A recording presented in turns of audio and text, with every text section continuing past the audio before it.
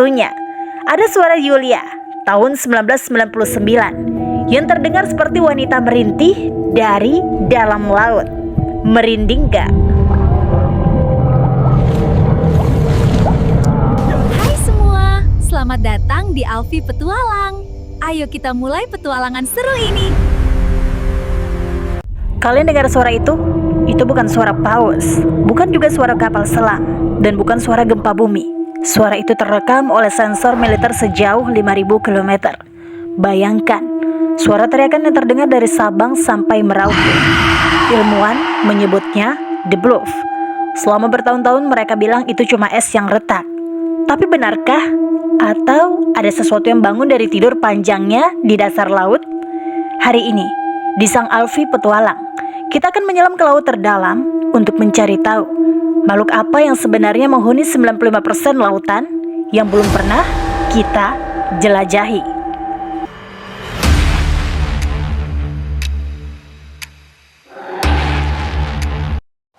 Kita sudah pergi ke bulan. Kita juga sudah kirim robot ke Mars. Tapi tahukah kalian, kita baru memetakan 5% dari lautan kita sendiri. Artinya, ada 95% wilayah bumi yang gelap gulita dan belum pernah tersentuh manusia. Di kedalaman itu, tekanan airnya bisa saja menghancurkan mobil baju seperti meremas kaleng soda. Tapi anehnya, kehidupan tetap ada di sana. Kalau cumi-cumi saja bisa tumbuh sebesar bus sekolah kolosal squid, kenapa monster purba tidak bisa bersembunyi di sana?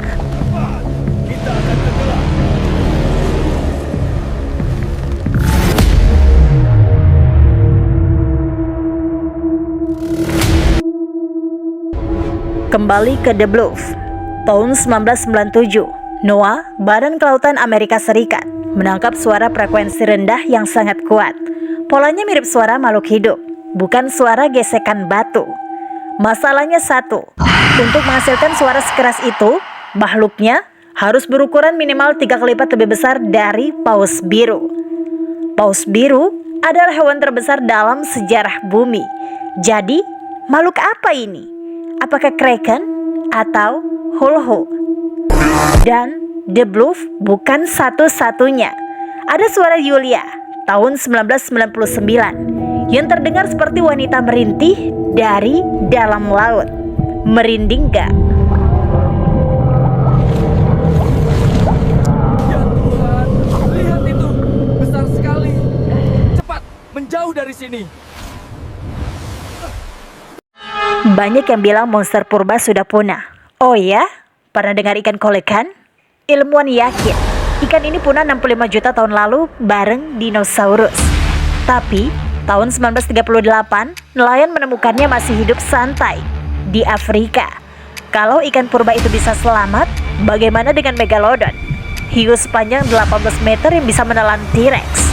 Beberapa ilmuwan bilang laut sudah terlalu hangat untuk Megalodon. Tapi ingat, laut dalam itu dingin. Siapa tahu mereka berevolusi dan turun ke palung yang paling gelap.